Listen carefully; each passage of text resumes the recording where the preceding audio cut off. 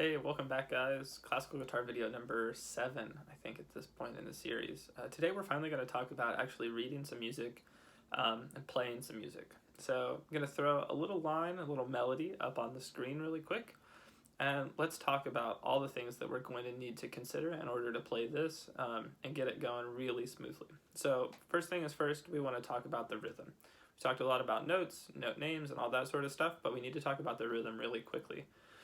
If you're looking at the music on the screen, those black dots with sticks on them that are totally filled in, those are quarter notes. And remember, just quarter notes get one beat. So if we had our metronome going, let me kick it on really quick.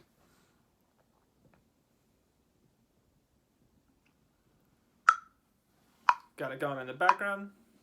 So that's our beat. 1, 2, 3, 4, and each one of those is a quarter note. Now the other one sort of looks like a quarter note, but it's empty in the center. It's got a hollow center. That's a half note, and so that gets 2 beats. That first line is going to sound like this.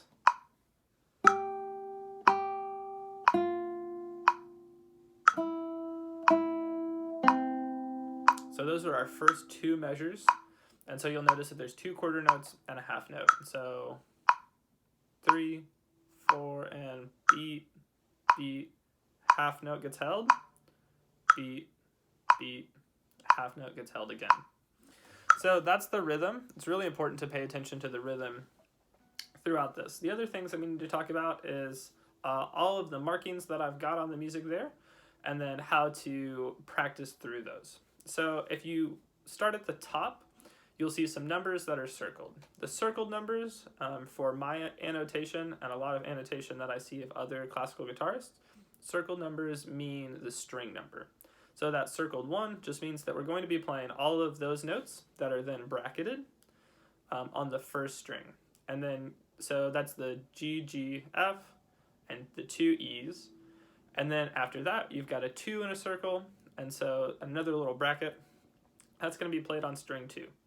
So for this first exercise, everything's on string 1 and string 2. Those brackets group those notes together, and the numbers that are circled are the string number. Those numbers above that are uncircled are going to be the finger number for your left hand. And let's just remember that index is 1, middle is 2, ring is 3, and pinky is 4. So for this exercise, you're using just 3, 1, and then the zeros are open. That means that nothing's going on, it's just the open string. So you'll see those E's, string 1, open. The G's are string 1. Play those with your third finger. They also correspond to fret in this case, but that's not always the case. So you definitely want to make sure that you're still paying attention to what the note is and where it needs to be and where your finger needs to be. I'm just indicating finger there. And then below, you see I's and M's. Again, I's and M's are going to correspond to the PIMA system. And remember, P, I, M, and A. So for this exercise, we're just going to be using that I and M alternation. Now, if you get a little more advanced, you can definitely switch up the alternation, but this is the alternation that I would recommend if I were playing it. So you'll see that initially we've got I, M, I, and then again, I, M, I, and so on and so forth. So the way to practice this is going to be left hand alone, right hand alone, and then put them together so that things make sense. So if it were me, this is how I would approach it. I would start with left hand alone to really get a solid grasp on what's going on here. And so I would do that by checking out which strings I need to play and then which fingers I'm going to be using. And I'd get set up. String 1, first position is where we're starting. As I went through this, I would read through it, making sure to move just my left hand to all the places that it needs to go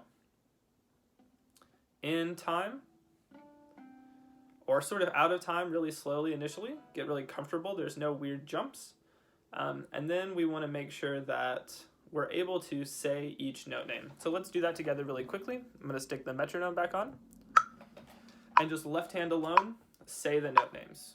1, 2, ready, go.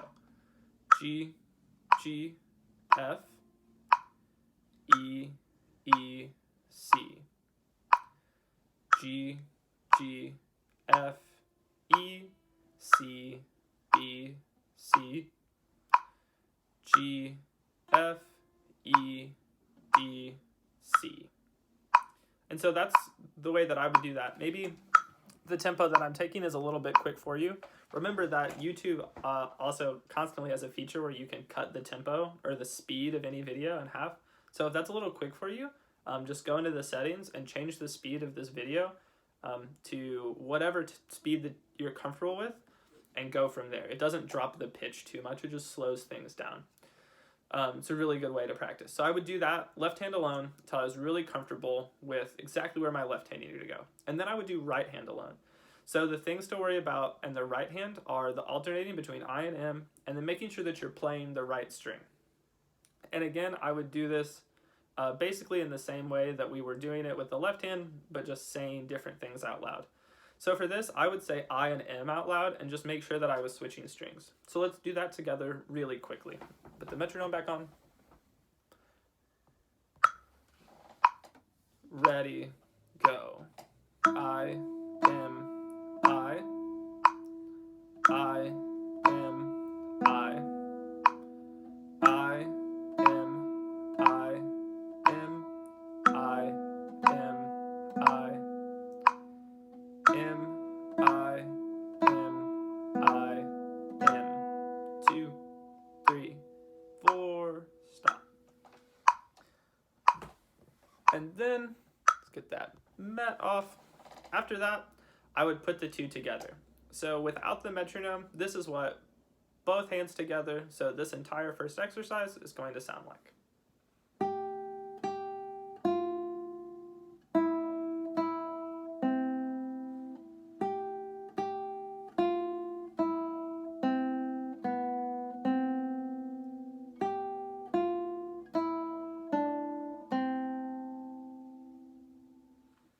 So once you've done both hands separate, do hands together really slow. Don't be afraid to talk out loud anything that's giving you trouble. Left hand finger names, right hand finger names, note names, the rhythms. Counting the rhythms is really helpful too. And remember to practice slow. Don't practice at a tempo that is faster than you're comfortable with. If you are doing it at a certain tempo and you're really struggling to get it or consistently play it accurately all the way through, slow the tempo down, give yourself more time to think, and then slowly speed the tempo back up. Happy practicing.